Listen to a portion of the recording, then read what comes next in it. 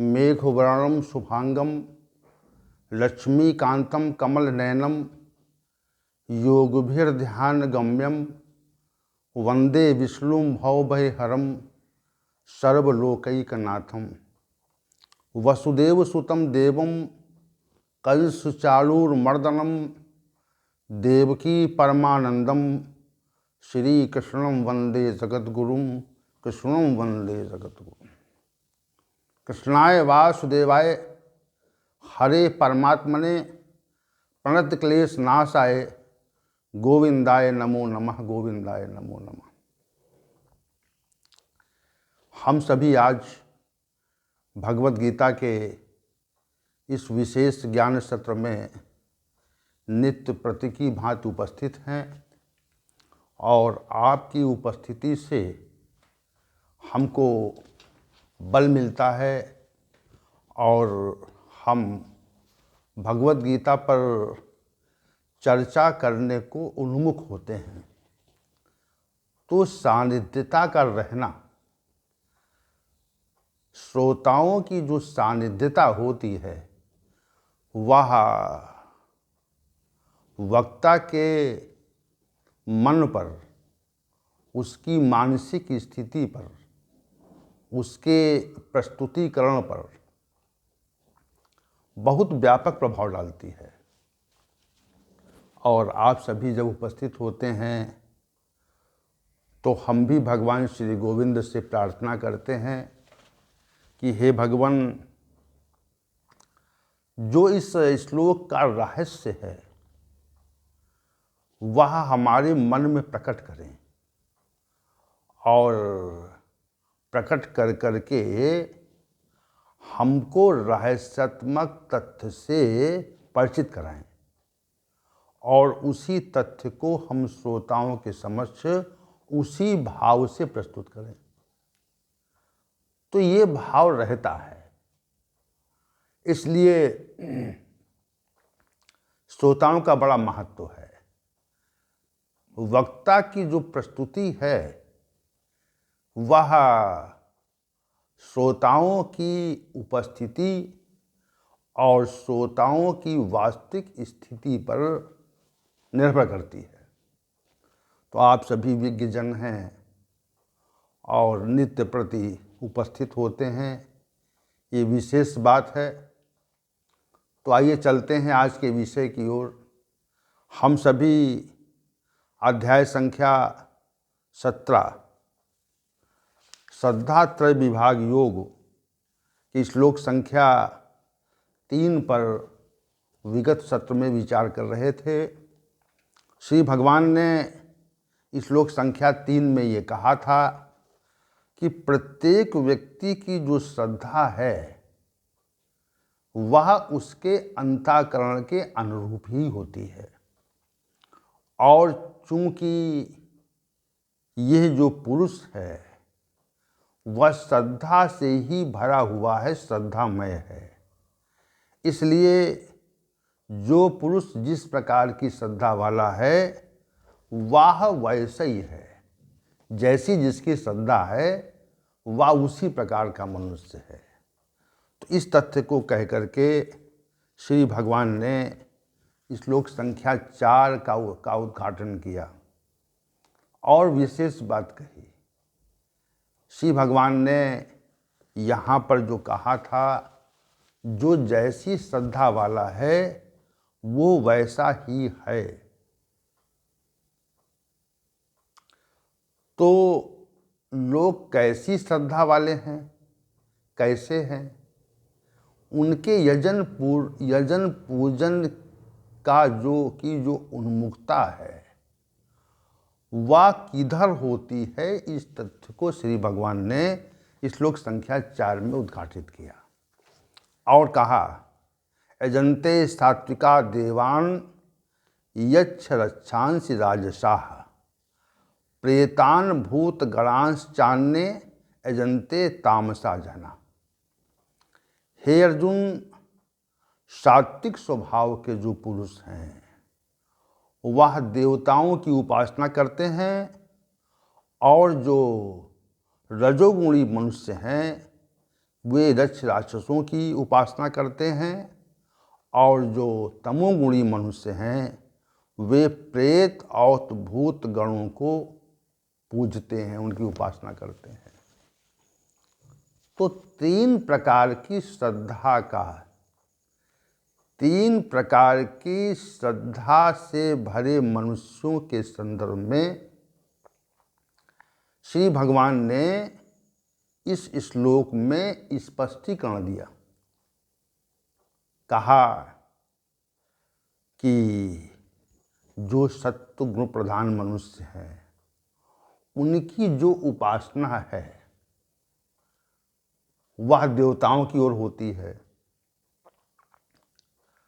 दूसरी जो रजोगुण प्रधान मनुष्य हैं उनकी उपासना का विषय यक्ष और राक्षस होते हैं। और तीसरी बात ये कही कि जो तमोगुणी स्वभाव के मनुष्य हैं उनकी उपासना का जो विषय होता है वह भूत प्रेत गण होते हैं। ये बात श्री भगवान ने यहाँ पर स्पष्ट रूप से कही। तो इसी तथ्य को हम विशेष रूप से यहाँ प्रकट करेंगे। इस तथ्य को जो श्री भगवान के द्वारा इस श्लोक में उद्घाटित किया गया है, उस तथ्य को हम यहाँ पर उसके अर्थ को उद्भाषित करने का प्रयत्न करेंगे। पहली बात जो श्लोक संख्या 4 के पूर्वार्ध भाग में कही, यजन्ते सात्विका देवान, जो सात्विक स्वभाव के पुरुष हैं वह देवताओं का यजन पूजन करते हैं, ये बात कही। तो देवता कौन हैं, इस संबंध में हमें विचार करना चाहिए। ये जो ब्रह्मांड है, जो ब्रह्मांड हमको प्रतीत होता है और इस ब्रह्मांड में जहाँ तक हमारी पहुँच नहीं है, दो तरह की बातें हैं। एक तथ्य तो ये है कि इस ब्रह्मांड में मनुष्य जहाँ तक जा चुका है वर्तमान समय में, अभी शास्त्रों की बात नहीं हो रही, तो मनुष्य जहाँ तक भी जा चुका है तो वहाँ तक मनुष्य जहाँ तक जा चुका है वहाँ तक, और जहाँ तक नहीं जा पाया है वहाँ तक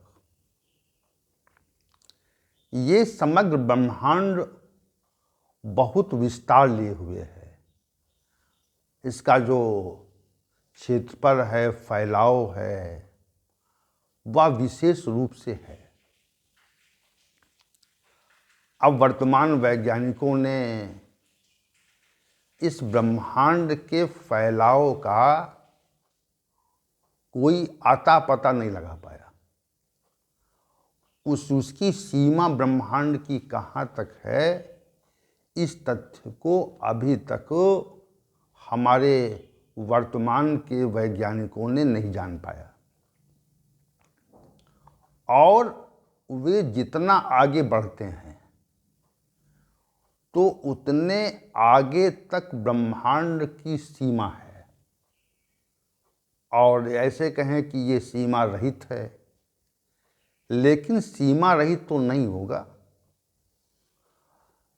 क्योंकि किसी भी वस्तु की सीमा तो होती है।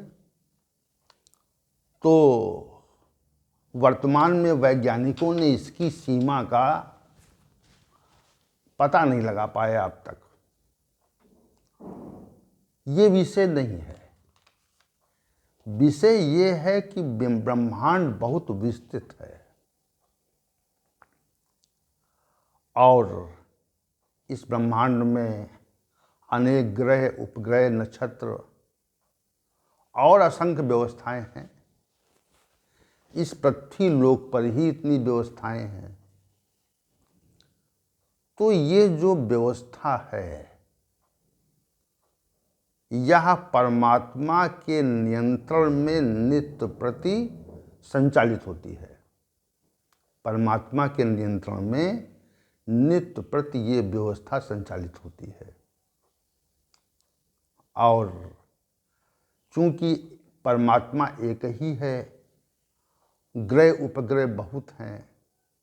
शास्त्रों में 7 ऊर्ध्वलोकों का और 7 आधालोकों का, अतल वितल सुतल तलातल पाताल इत्यादि का वर्णन आता है। और वैसे ही 7 ऊर्ध्वलोकों का महल लोक, जनलोक इत्यादि का वर्णन आता है। तो शास्त्रीय विषय तो वर्तमान वैज्ञानिकों के विषय से पृथक है। तो जिस भी लोक की चर्चा शास्त्रों में है या हमारे वैज्ञानिक जहाँ तक पहुँचे हैं, तो उन समस्त लोकों की व्यवस्था का जो दायित्व है वह विभिन्न प्रकार के देवता गण ही निभाते हैं। जैसे सूर्य नामक जो देवता है वह इस पृथ्वी को प्रकाशित करता है, प्रकाश देता है। वायु नामक देवता इस ब्रह्मांड को वायु उपलब्ध कराता है और वही वायु हमारे शरीर में प्राण, अपान, उदान, समान, व्यान इत्यादि के रूप में रहती है। वही वायु के बाहर भी 7 स्वरूप पाए जाते हैं और पृथ्वी भी हमको आधार देती है, दैवी स्वरूप है। अग्नि भी देव स्वरूप है और सूर्य भी देव स्वरूप है। आकाश भी देवत्व स्वरूप है। तो ये सब देवगण हैं, देवगण हैं। और इसके अतिरिक्त जो सत्ता संभालते हैं इस समग्र ब्रह्मांड की, अब इसका आप अनुमान लगाइए कि यह ब्रह्मांड कितना विस्तृत है, कितना विस्तृत है। करोड़ों किलोमीटर फैला हुआ है।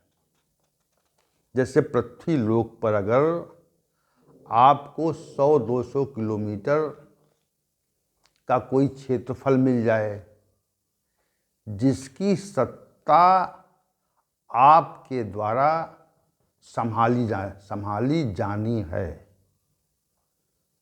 तो आप अनुमान लगाइए कि आपको इस छोटे से स्थान पर कितने लोगों को व्यवस्था का दायित्व देना पड़ेगा कि वे समस्त व्यवस्था सुचारू रूप से चलाएं, जैसे वर्तमान समय में प्रत्येक राष्ट्र में होती है।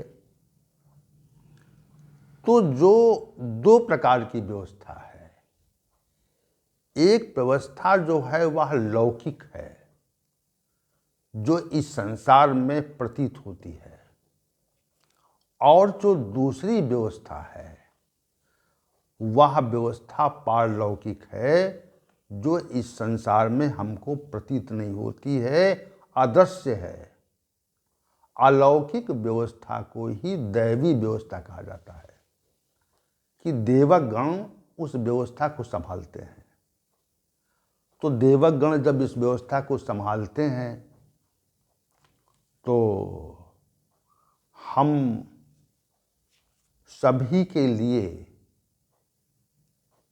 आधार की व्यवस्था और हमारे जीवन को सुचारू रूप से चलाने की व्यवस्था का जो दायित्व है, वह दायित्व अनेक प्रकार के देवगणों द्वारा संभाला जाता है। जैसे वायु हमको जीवन देती है, जीवन बनाए रखती है, तो वायु के जीवन देने के कारण वायु पूजनीय है। जैसे कोई व्यक्ति आपको जीवन दे दे, तो जीवन देने के कारण वह व्यक्ति पूजनीय हो जाता है, पूजा के योग्य हो जाता है। वैसे ही वायु हमको जीवन देती है। अग्नि इस संसार में तापक्रम बनाए रखती है। आकाश हमको रिक्तता देता है। तो जल हमारा जीवन है, जिसको ग्रहण करके हम सभी लोग, मनुष्य जो हैं, वह जीवित रहते हैं। परंतु जो व्यवस्था इस संसार की है, जो असंख्य देवगणों के द्वारा संचालित हो रही है, वह व्यवस्था यदि न हो तो इस संसार में बहुत बड़ी अव्यवस्था उत्पन्न हो जाए, या ब्रह्मांड का विनाश हो जाए, तो देवगणों का जो प्रमुख कार्य है, वह इस जगत की, इस ब्रह्मांड की व्यवस्था को संभालने से संबंधित है। और वे हमारे लिए जीवन की व्यवस्था करते हैं। ये जो तथ्य हमारे द्वारा अभी कहा गया है कि समग्र ब्रह्मांड की व्यवस्था देवगण संभालते हैं, तो उस तथ्य को सात्विक स्वभाव का जो मनुष्य है, वह उस तथ्य का अनुभव करता है। और जो रजोगुणी या तमोगुणी स्वभाव के व्यक्ति हैं, वह इस व्यवस्था का अनुभव नहीं करते। तमोगुणी स्वभाव के मनुष्य तो देवगणों या परमात्मा की व्यवस्था पर नित्य संशय किया करते हैं। पहली बात। दूसरी बात यह है कि तमोगुणी मनुष्यों का जो संशय है, वह इतना अधिक प्रबल हो जाता है कि फिर वो देवगणों को मानते नहीं कि ऐसी कोई व्यवस्था है। रजोगुणी स्वभाव के जो मनुष्य हैं, वह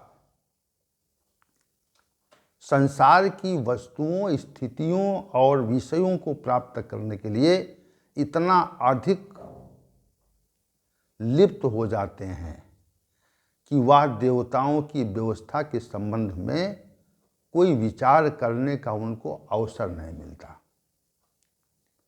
तीसरी बात, जो सात्विक स्वभाव के मनुष्य हैं, वह देवगणों की व्यवस्था को और परमात्मा के द्वारा विभिन्न देवगणों को सौंपी गई व्यवस्था के संबंध में जानना चाहते हैं और जानकर उसको मानते भी हैं। उनके मन में एक बात ये आ जाती है कि जो व्यवस्था परमात्मा के द्वारा स्थापित की गई है, जिसका संचालन अनेक देवगणों के द्वारा होता है, वो वास्तविक रूप से हमारी उपासना के पात्र हैं। हमें उनकी उपासना करनी चाहिए। संसार में जैसे कोई व्यक्ति आपको धन दे, आपके भोजन की व्यवस्था करे, आपको श्रम दे और आपका हित और कल्याण करे, तो उस व्यक्ति के प्रति हमारी जो श्रद्धा है वह पूजा की तरह से हो जाती। उसको हम बहुत ही सम्मान की दृष्टि से देखते हैं, ये विशेष बात है। तो वैसे ही सात्विक स्वभाव के जो मनुष्य हैं वे परमात्मा की व्यवस्था को समझ जाते हैं, जान जाते हैं। परमात्मा की व्यवस्था को समझने के उपरांत, परमात्मा की व्यवस्था को समझने के उपरांत वे परमात्मा की व्यवस्था के अंतर्गत स्थापित देवगणों की उपासना करते हैं, उनको सम्मानित करते हैं। और शास्त्रों में अनेक प्रकार के देवताओं का वर्णन है। यम, कुबेर, सूर्य, वायु, अग्नि और अन्य भी शक्तियां हैं जो इस संसार में जिनकी पूजा उपासना होती है।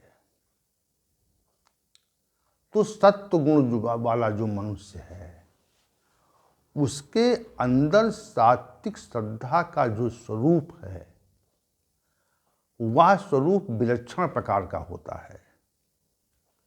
इसलिए वह इस संसार में जो व्यवस्था संभाले हुए देवगण हैं उनकी पूजा उपासना की ओर वह स्वतः उन्मुख होता है। उसकी जो उन्मुखता है वह स्वतः होती है। यहाँ पर श्री भगवान ने कहा था, यजन्ते सात्विका देवान।